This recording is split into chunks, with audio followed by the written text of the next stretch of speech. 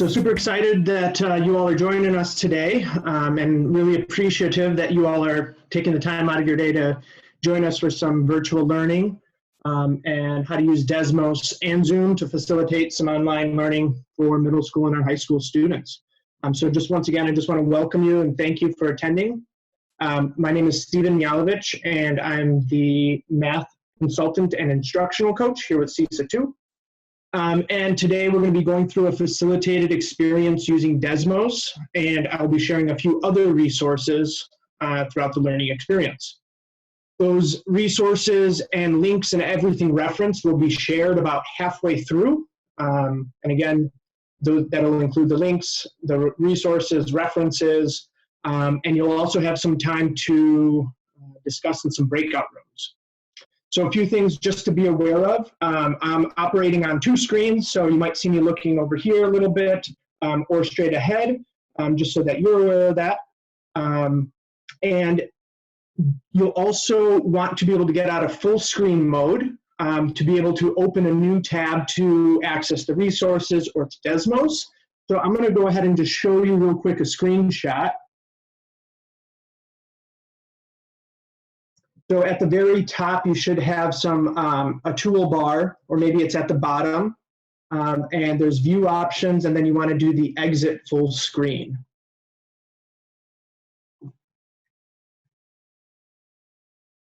And Mitchell is on this call, and so is Beth. So thank you to them for being here along with the learning and to support. And if you have any questions, you can raise your hand and one of them will address the question, or you can just throw it in the chat box, as I can't see the chat necessarily right now, and they can assist you with that. Just a few other things, I'll jump back to that page. I'll be facilitating this learning and we'll take questions for the most part at the end. However, I might pause a couple times just to capture any questions that it's a good time to pause and see what questions do come up. And then just a little bit about me and my professional experience. This is my 2nd year, going into my 3rd at CISA 2 as a math instructional coach for K-12.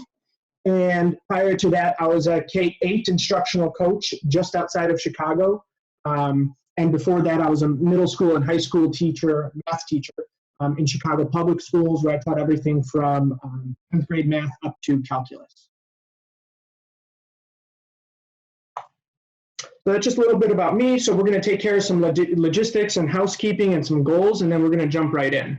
So again, be sure that you're out of the full screen. It might be helpful just to have another tab open right now so that you can jump to that. When we go into Desmos, and this screen, a similar screen will come up again later in the slide, what's going to happen is Zoom is going to shrink down into a smaller screen in the corner, and you'll be able to navigate your browser as well. So you're getting a feel for what it's like on the student side of things as you facilitate some of this learning for your students. And then just some other pieces of Zoom. So you'll notice that at the bottom or at the top, wherever your master control tab is, you can mute, unmute, start your video. For the most part, you all are muted right now, just to eliminate background noise. You can manage participants so you can see who's on the call if you have any colleagues or other folks that you might know. There's the chat feature to turn on, so I encourage everyone to go ahead and turn on that chat feature. And then you'll notice over here in the bottom right, you can send chats to the whole group or to particular people if you want to have a direct message conversation with somebody. So I'll give you a moment just to familiarize yourself with that, maybe open up your chat box and get situated before we go on.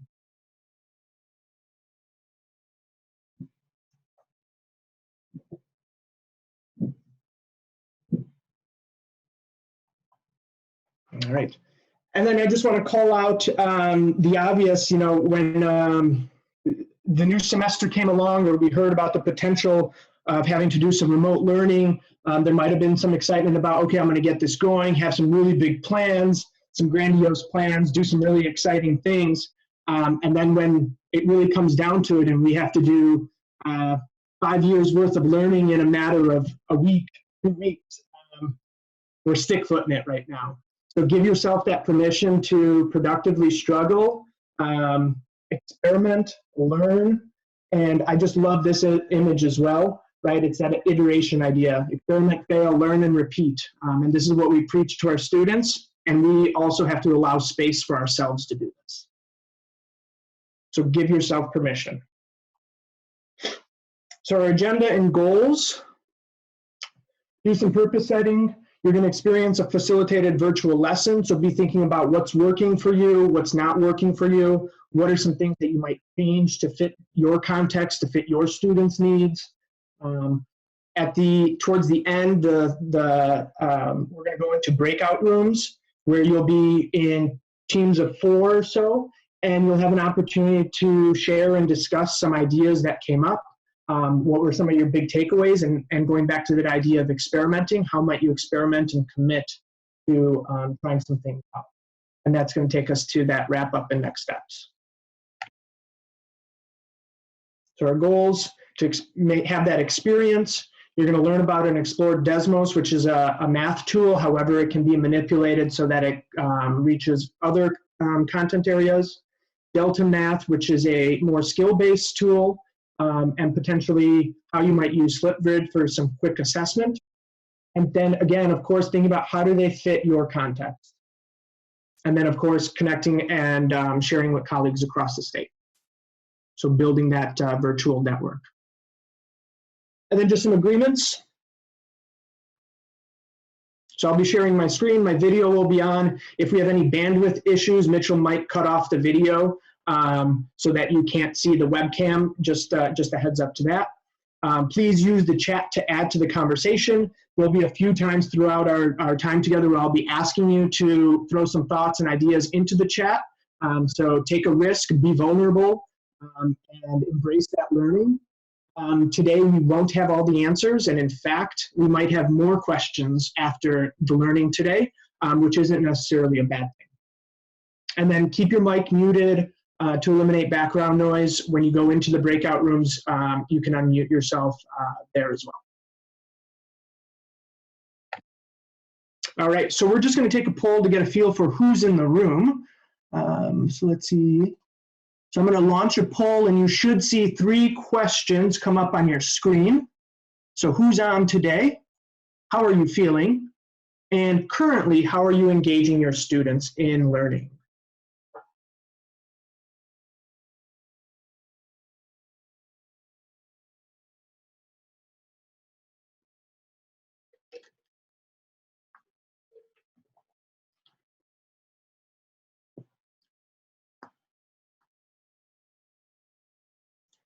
Could I get a thumbs up if you can see the polls, the results as they're coming in?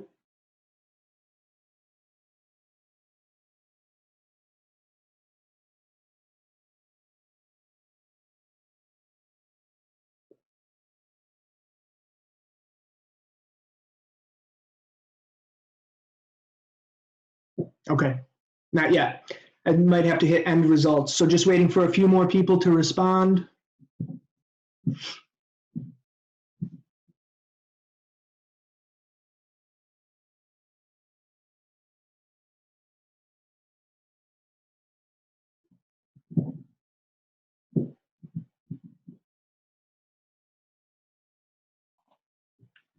Share results. Okay, so I had to wait. All right, so these are the results that we have so far. So nice balance of who's on the call. Folks are feeling a little bit of everything. And this neither yet.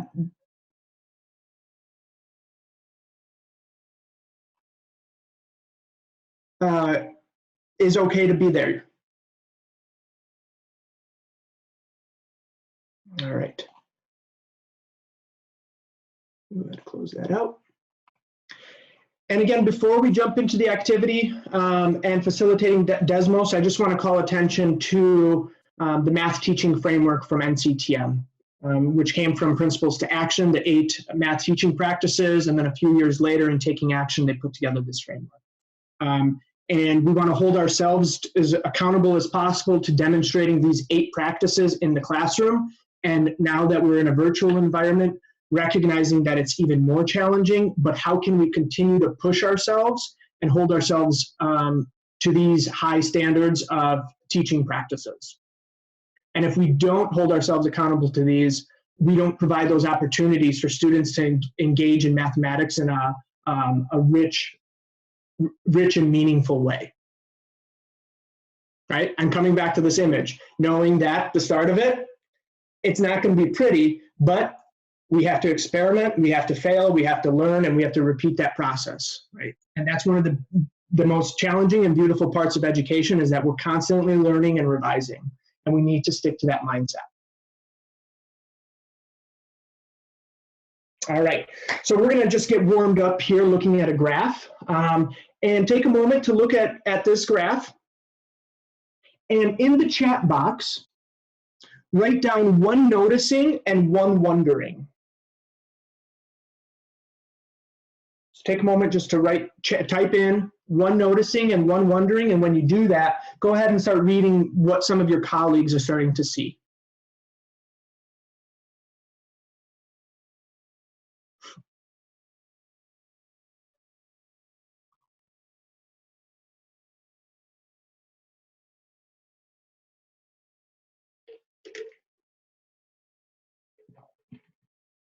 Thank you for that notice.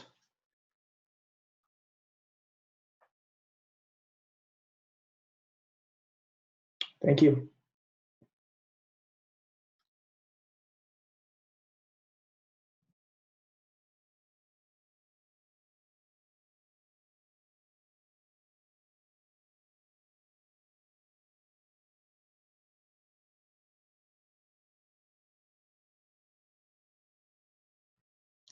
So once you go ahead and submit yours, be sure to read a few of your colleagues' responses.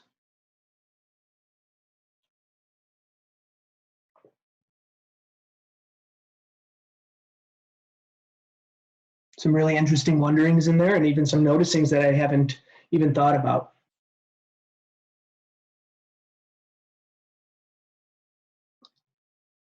All right, so we're going to reveal one more layer of this.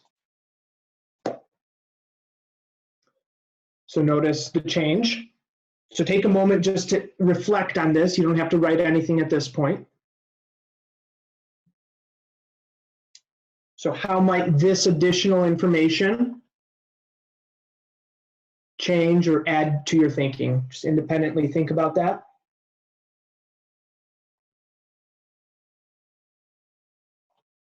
One more layer.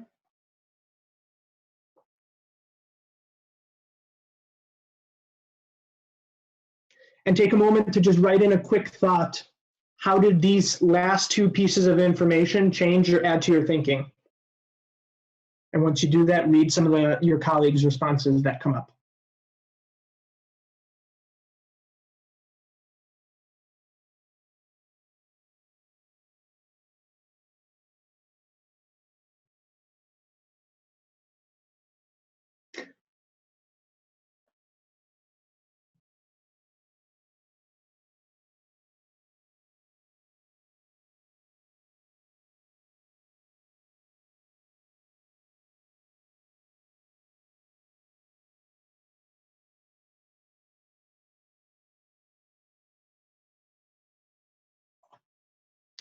All right, and the last piece of information,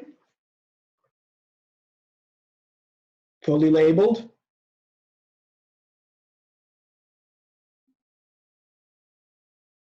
I love that. We teach kids labels, that labels do matter. So take a moment to think about what might be a title for this graph.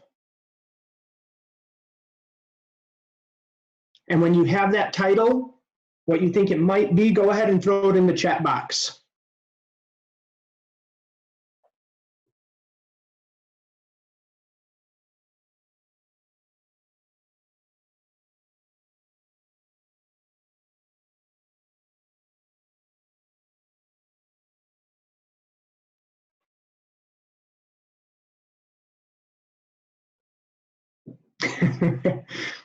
Got some good ones coming in. All right. So the title of that graph is Bigger, Saltier, Heavier, Fast Food Since 1986 in 3 Simple Charts. And this is from a New York Times article about a year ago. And this is a slow reveal instructional strategy. And it really pushes on that idea of labels matter, but it also slows students down and focusing on what potentially complex graphs might be telling us. And now more than ever, this piece of interpreting graphs, that data analysis, graphical interpretation, is extremely important for our students and for ourselves as consumers and as citizens. So this is a great instructional strategy that can be used to create a little bit more context to complex graphs. And in the resource page, I'll share a few resources around this so that you have a starting place if you see this working in your context. So I just want you to take a moment now to think about this slow reveal process. Maybe what's one thing that you connected with, or what's one thing that you might see yourself doing with this potentially in the upcoming experimenting in this virtual environment. And I'll just give you about 20 seconds to think about that, and maybe you want to jot a note or two down.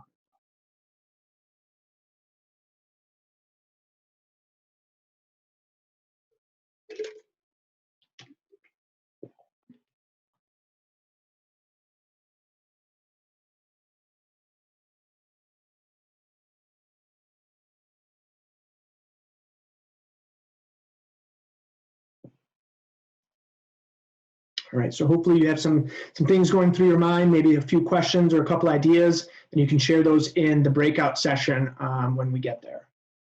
All right, so now more than ever, this would be true within our classes, but even in this virtual environment, it's really important for us to give students something interesting to think about, whether it's an image, a graph, some sort of video clip, something that really hooks them in.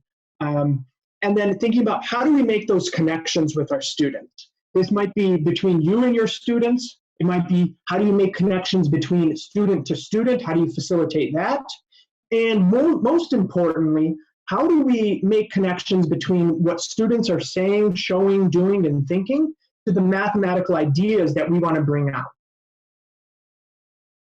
And then lastly, how do we experiment with this? And using this unique opportunity to experiment with new tools and resources and learn from that process so that regardless whether we're in the classroom or virtually, these tools can be used to push student thinking and the connections they see to mathematics and the importance of it to mathematics.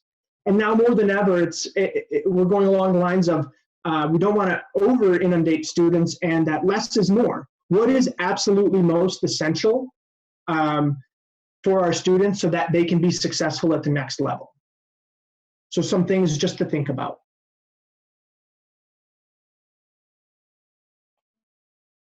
So we're going to jump into Desmos in just a moment, and we're going to be doing a graphing stories activity. And that's why we started with that slow reveal instructional routine, just so that folks can start thinking along those lines of interpreting graphs, what do labels tell us. And this is an 8th grade standard, and it's kind of right down the middle, and it's a great interactive tool. And for those of you who haven't used Desmos, it's a great way to facilitate learning, provide students opportunities to connect with each other's thinking, and showcase student thinking, and you'll see that in the activity. So if everyone could go ahead and open up that tab if you haven't already done so, and you're going to go to student.desmos.com, and you're going to put in this code. And I'm going to put this back up in just a second. When you do it successfully, this is what you should see. So I'm going to go back to that screen. And I can also see on my screen who's logging in, and you'll see that in just a moment.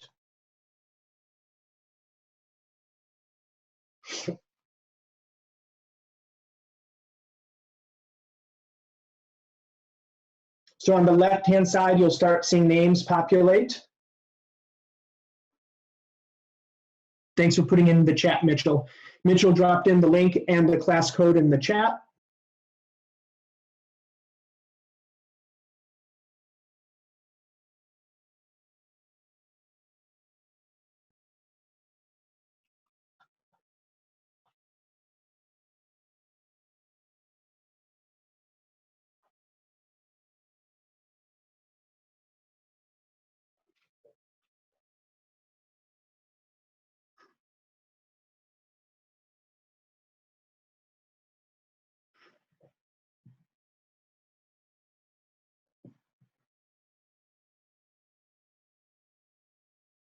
Waiting for a few more. We have about 25 folks on the call.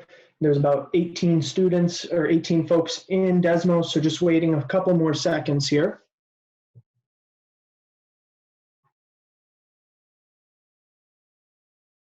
While those folks are getting in, what I'm going to do is this button over here.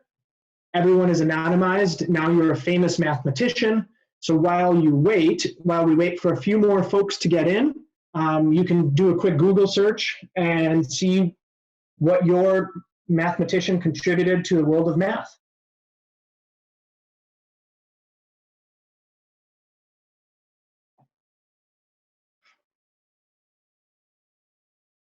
So wait another 20 seconds.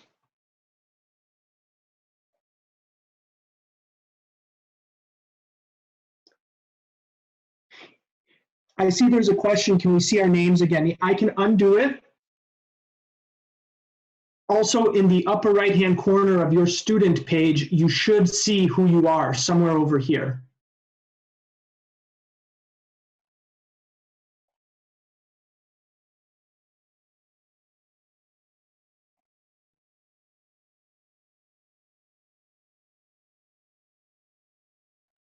So on your screen, you should see your name, and it should align to a mathematician's name. All right, so we're going to go ahead and get started. So some of my favorite features here are this pause feature. So now you're unpaused. I'm going to repause you. As a facilitator here, I can pace you, so I can restrict what screens you can go to, so I can focus you. Thank you, Angela. Angela said your name is in the top left corner. So if you're looking for what mathematician you are. And then this anonymize button, it's great because it provides that safety. And you can call out student work, whether you want to address a misconception or some really good thinking, but it allows you that freedom to really call that out without that student feeling called out, isolated, whether it's in a good way or a bad way. So I'm going to unpause you in a moment, and what you're going to see is you're going to watch this 15-second video clip, and I want you to think about what are all the different measurements that are changing in this video over time. And we're going to take about a minute for this, and in this chat box, you're going to type them up, and then you're going to click Share with Class. So I'm going to go ahead and unpause you, and we'll take about a minute for this. Go ahead and watch the video, and think about all the different measurements that are changing in this 15-second clip.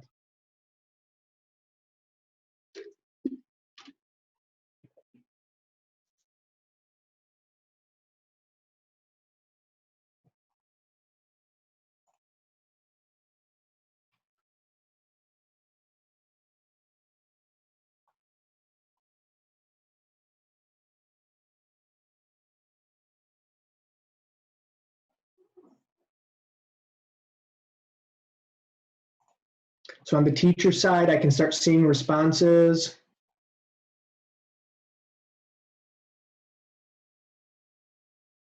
And this is my favorite feature, especially when you're live with students or you can see their reactions virtually, is pausing them and then seeing them kind of freak out and say, I'm not done yet, I want to continue. So you'll get a chance to continue. And I just want to look at a few of these responses. So let's look at height of, and I know it looks like there's a quote here started, so I'm wondering, height of what? Here, height of what? Height of the person's arms, the person's head, the person's hat, height of the slide. Horizontal distance, how do we measure distance? Angles, what does that mean? How can we be more specific? Altitude of the person, are we measuring the altitude from the park floor to the person's shoe, to the person's belt, to the person's hat? How do we measure speed? Position and time, that's specific, but how do we think about position? What are the units? How do we measure these things? So how much time did he wait at the top of the slide? That's interesting. How do we measure that time? So take a moment now that you saw some of your colleagues' responses and add to it and try to be as specific as possible about what's changing. I'm gonna go ahead and unpause everyone and take another minute for that.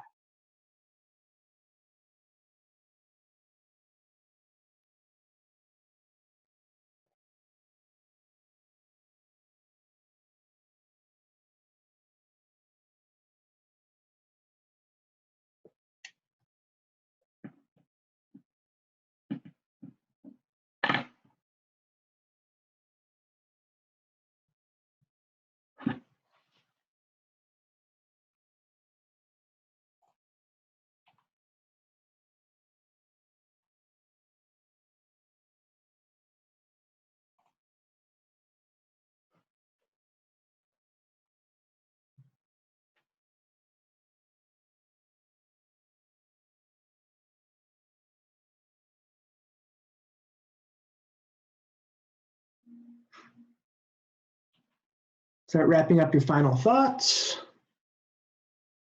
One of my favorite features. Oh, okay, we're gonna go ahead and pause and take a look at some responses now.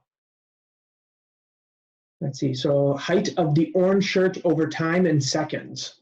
Distance of the orange shirt horizontally from bottom of the stairs, so we're getting more specific. Height of the ladder, I'm wondering how are we measuring the height in centimeters and rungs and inches. Number of seconds he waits at the top before going down. Distance from nose to ground in centimeters, that's super specific. That's a great one because we can always measure the distance of the person's nose all the way to the ground. Position of the hat, another one. Height of the person's feet from the ground. Great. And so we could continue to push our students until we get exactly some of the goals, some of the things that we want them to highlight, and have a quick summary about what are we exactly measuring here. So what I'm going to do now is I'm going to pace everyone to the next slide. Paste the slide 2. And what I'd like you to do, what you're going to see when you're unpaused, is you're going to rewatch this video and you're going to make a sketch of the relationship. So I'm going to go ahead and unpause you at this point, and we'll take about a minute for this.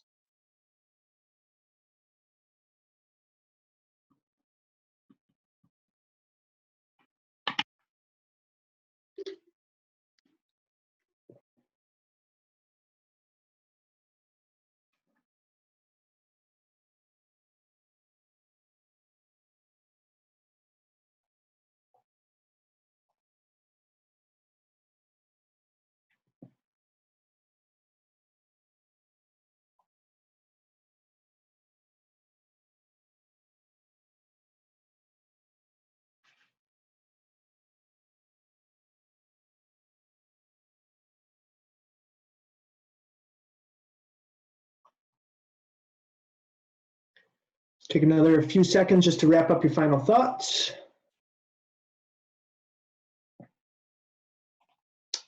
And you'll have a chance to go back and revisit. We're going to look at some of our graphs together. And we're going to pull out a few pieces. So I pulled this one out because something is happening here at the end that I really appreciate. Take a moment to think about that.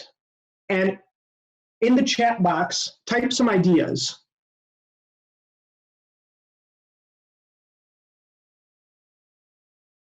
So I see he stands up. He stood up.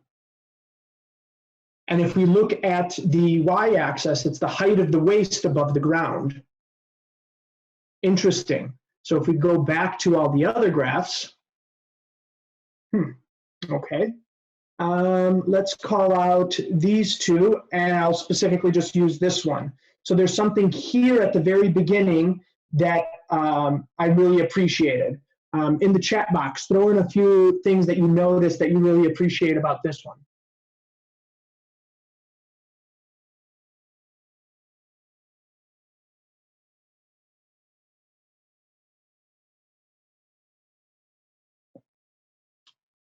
So it's his initial height. His waist doesn't start at 0. His waist was not on the ground. Great. And then let's look at one more. I'll select this one. So this one right at the top. What do we appreciate about this one?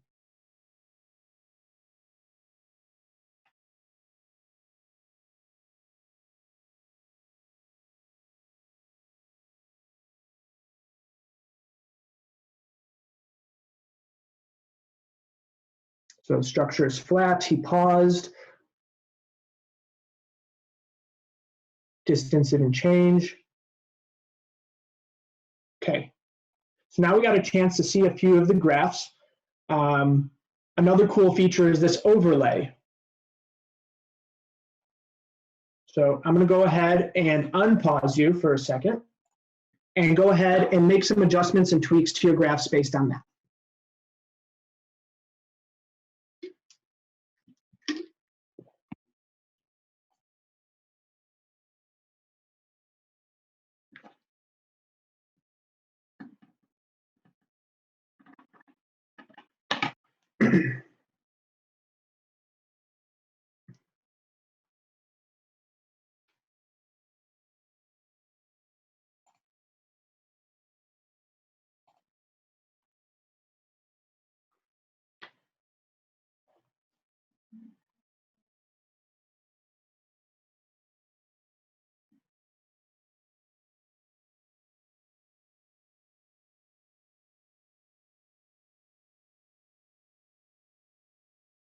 Okay, start wrapping up your final thinking for this iteration.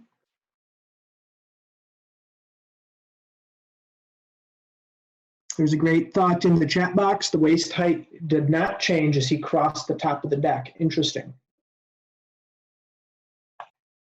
And let's go ahead and look at some of our graphs. So you can just tell by that second iteration, the graphs are getting much more similar. And we might do this a third time until we really get down to the specifics. And with the pacing, once students get it, so if I see, let's say this student, I might push, how might you make this even more accurate, because I'm seeing some different things happening here. That student might then make this, or as the teacher, I might throw that on there as a suggestion. And then you can also open up other slides for students to continue on as they're continuing to work and refine their own thinking. This was a great strategy that I really appreciated. Might open it up to the group and talk about how having those dots there to be able to then connect these straight lines really supports that precision. So in the interest of time, what we're going to do now is I'm going to move you along to slide 3, where you can see how your graph compares to the answer as it's graphed live. So I'm going to go ahead and unpause you.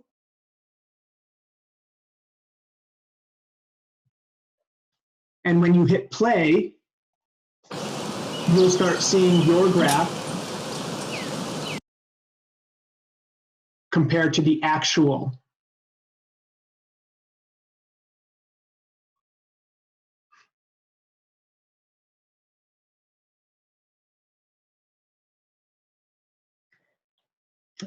And this activity goes on. So I'm just going to bump up these. Actually, I'm going to stop it. I'm going to reopen this for everybody in a moment. One of my favorite pieces is this particular graph. We won't do this today in the interest of time. I want you all to have a chance to connect with one another as well. But this is a great graph. The students this one.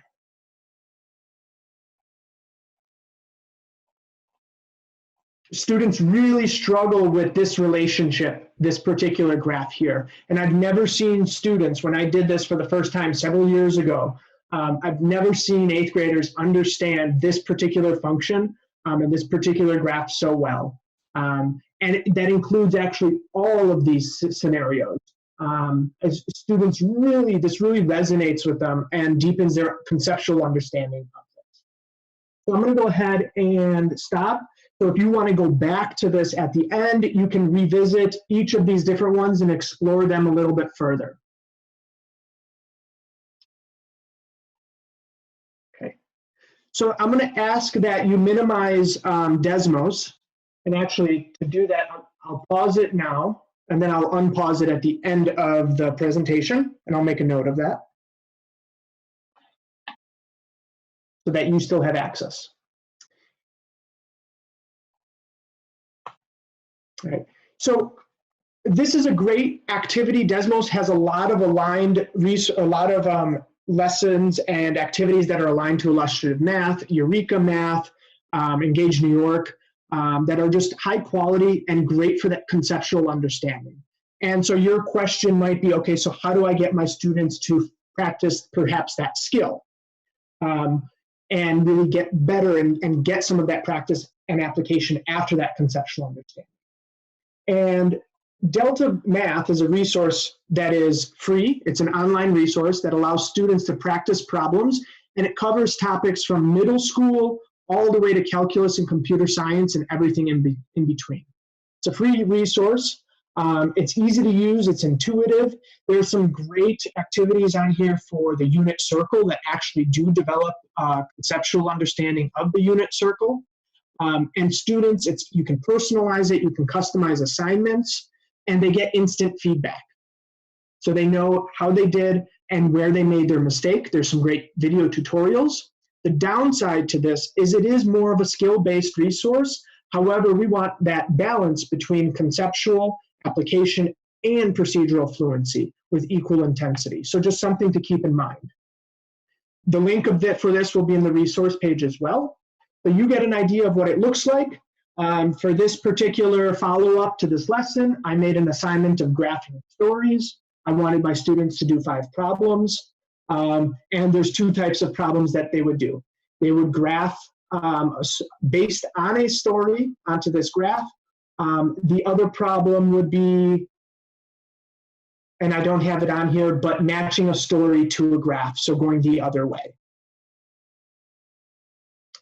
Or perhaps I didn't want my students to focus on that particular skill that day, so instead I asked them to do a Flipgrid. And Flipgrid is also a website, or it's an app, and it's essentially a virtual message board.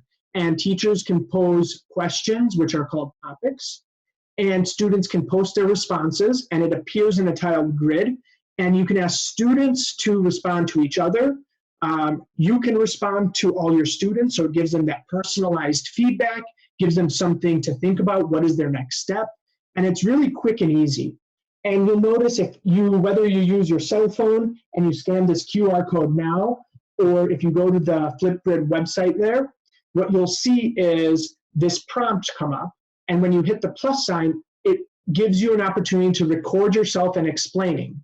Now for this particular one, I set it to a 30-second timer. I wanted my students to practice their precision of language and using vocabulary that we just worked on and being really precise with units. So depending on what you want, you could have students use a piece of paper and explain something to another student and have them partner up. So that looks like this on the Flipgrid webpage. So that's a great way for just a formative assessment, like a little virtual exit ticket, and that translates into your practice within the classroom as well.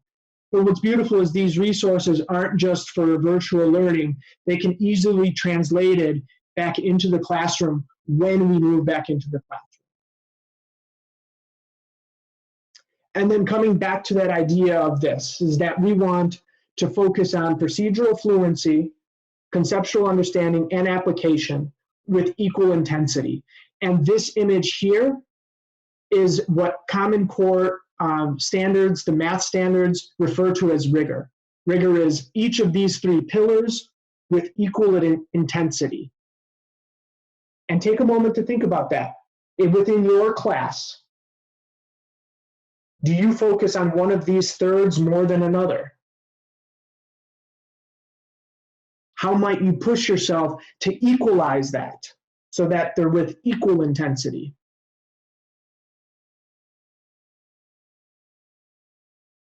Right? And then coming back to this idea is that we know these are the 8 math practices. Decades worth of research went into this framework. It was released in 2014 and the framework was released in 2017. And that if we don't experiment and we don't learn from that, we'll never get there. We can't get better. So we have to live in this iterative world and we have to start somewhere.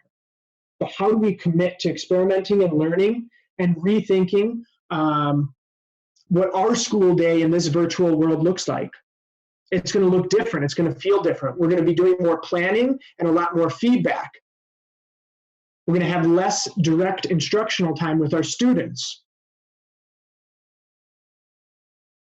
And on that note, the last piece I want to share before we do go into breakout rooms, just for a few moments, are some sample schedules. And as middle school and high school teachers, I know that's something that's on your mind. How are we managing synchronous versus asynchronous learning? How are we managing schedules? And I was on a webinar, and I just wanted to share this, and this is going to be linked in the resource page. I'm not going to spend too much time looking at these schedules, just flipping through them briefly.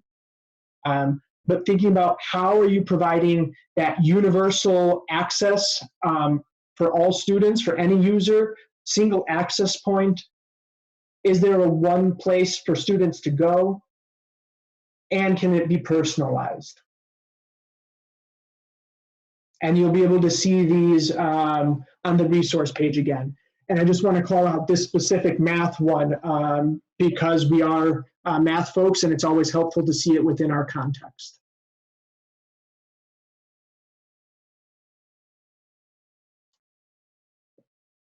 Okay. So in the interest of time, this is the resource page. So if you go ahead and type in that bit.ly in the chat, or sorry, in your browser, it will take you to a page that looks similar to what you see here.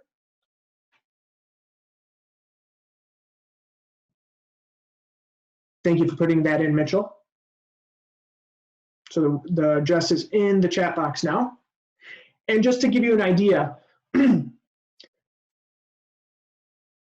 over here we have the teacher Desmos page. So if you go to this, it's going to take you to all the pre-made activities from Desmos if you haven't explored. You can search for them. You can learn how to create activities. One of my favorite things, especially with high school students, is even middle school students, really, with all students, is the Desmos Art Challenge. And again, I've never seen students understand domain and range as well as they did until I started doing a Desmos art project, because it forces them to think about those restrictions to make the functions work in their context for their art. And then the New York Times, what's going on in this graph, that slow reveal graph that we looked at, that came from New York Times. And then these are just two follow-up resources for some great graphing activities around that slow reveal and data analysis piece. That follow-up practice, Delta Math link is here with some follow-up tutorials and webinars, Flipgrid link, and then those sample schedules at the end of the webinar that I shared.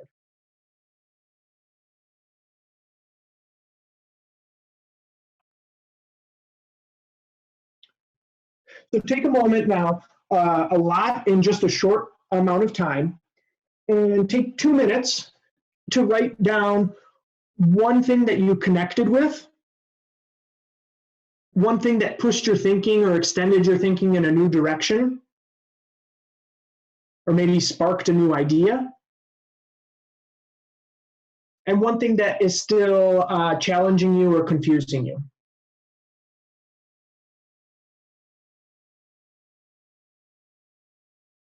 I'm going to invite you to jot that down on a Post-it in your notes, type it out, and you're going to share this. We're going to go into breakout rooms for just a few minutes so you have a chance to experience that.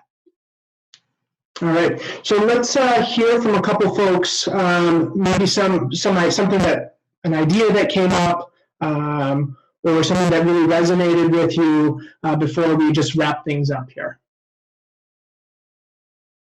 So feel free to unmute yourself and just share.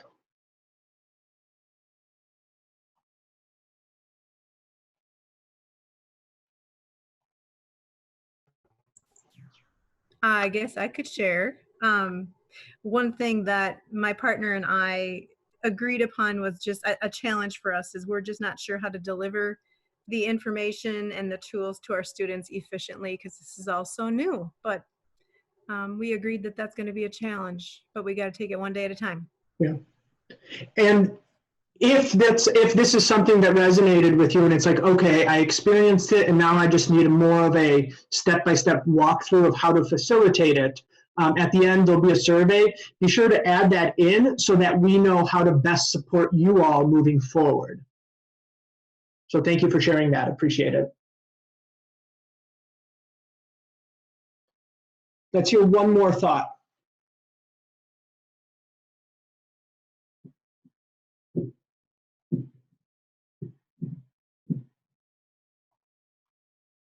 all about that virtual wait time.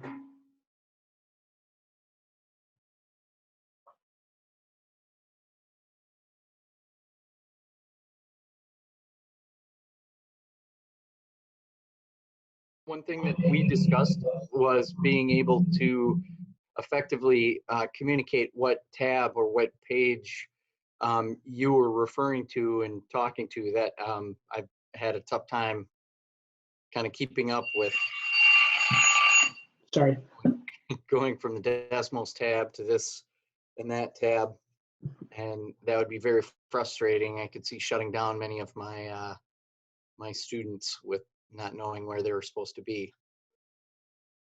Absolutely. Yeah, thank you for sharing that. Yeah, it takes some practice and knowing that starting small, that less is more first, to build up that stamina and that understanding as well. So appreciate that insight. All right. So take a moment, think about what questions perhaps do you have, and we'll take just a minute or so. If you have a question, you could throw them in the chat box, or you can unmute yourself or raise your hand, ask that question before we wrap up with final thoughts.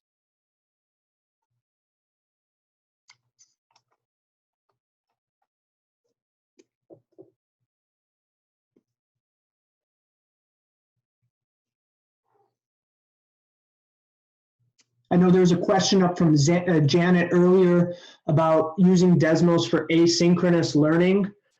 There are some activities that lend themselves really well to asynchronous learning. They're more discovery-based. For example, one that comes to mind is rigid golf, and it aligns really well to 8th grade standards around rigid transformations. And there's many, like marble slides, there's ones for linear functions, quadratics, exponentials, where there are challenges for students to manipulate, whether it's slope and y-intercept, or the a value and the b value in the exponential, or different pieces of quadratic equations in standard form, to determine how do they actually affect the graph. So there are some activities that do lend themselves to asynchronous.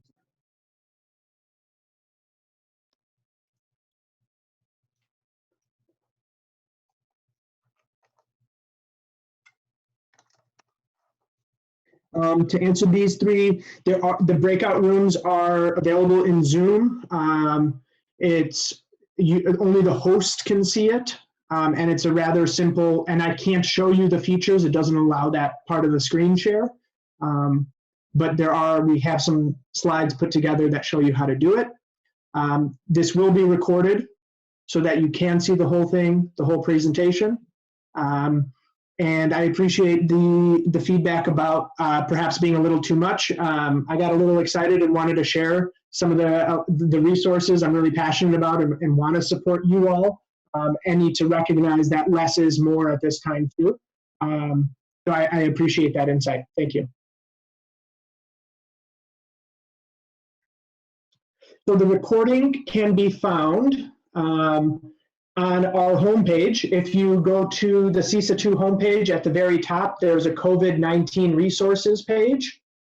And you can see all the, that link didn't work, but when you click this, it'll take you to the resources, the different webinars that we're running, and to the historical pieces of all the different recordings that we're hosting.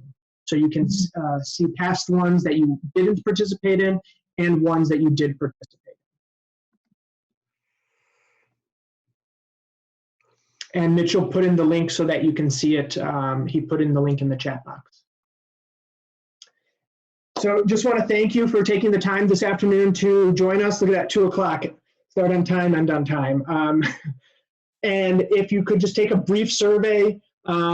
And really the most important thing is for us, how can we support you all on the front lines moving forward? So we're really using this information that we gather from here to think about what webinars we're going to put together, what are different virtual learning opportunities that we're going to put together so that we can best support you all in this transition and during this challenging time.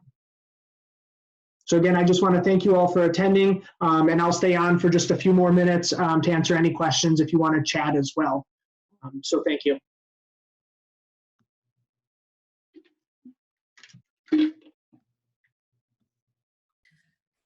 Where's the survey?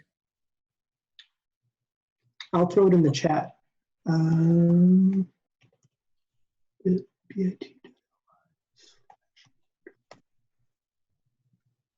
Thank you.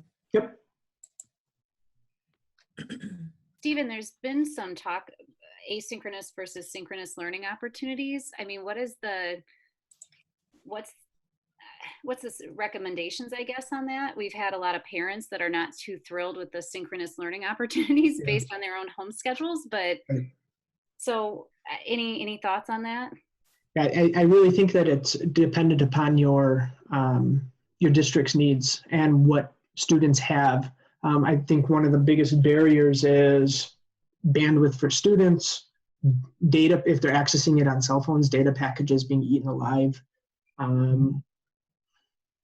So thinking about like how does it fit our context? Some things I've heard teachers talk about is perhaps doing small groups of students. So that they're doing like virtual sessions with 5-6 students at a time, and it makes it more manageable for students and teachers. And it goes back to that idea of like my instructional time is going to look very different because I'm doing a lot more planning and a lot more feedback, and my instruction time is going to be cut. So what is absolutely most essential to support the students? That's good. Thank you. Yeah, good question.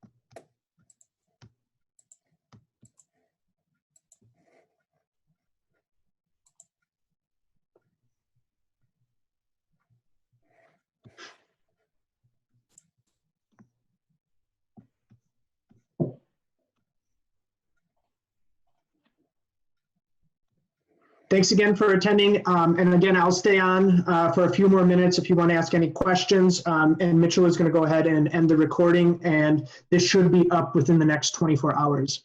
Thanks again, and stay safe.